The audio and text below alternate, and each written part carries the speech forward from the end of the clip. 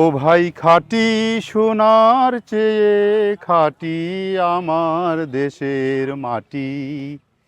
আসলে আমি গান গাইতে জানি না, গুনগুন করে মাঝে মধ্যে নিজেকে একটু উৎফুল্ল করার জন্য গাই। বিশেষ করে আমার দেশের মাটি খাঁটি সোনার চেয়ে খাঁটি।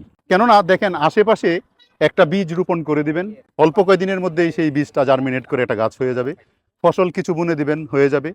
ফল রোপণ করবেন, ফল হয়ে যাবে। আমার উদ্দেশ্যটা হলো আজকের বর্ষাকাল সমাগত, আশা করি আপনারা প্রত্যেকেই 2-3টা করে ফলদ এবং বনজ বৃক্ষ রোপণ করবেন, বৃক্ষের চারা রোপণ করবেন। বিশেষ করে দেশি বৃক্ষ রোপণ করবেন, এবং যদি ফলদ বৃক্ষ রোপণ করেন তাহলে ওয়াইল্ড লাইফ সাপোর্টিং হিসাবে কাজ করবে। ওয়াইল্ড লাইফ সাপোর্টিং হিসাবে কাজ করলে আমাদের প্রাণ প্রকৃতি টিকে থাকবে, আমাদের খাদ্য শৃঙ্খল টিকে থাকবে।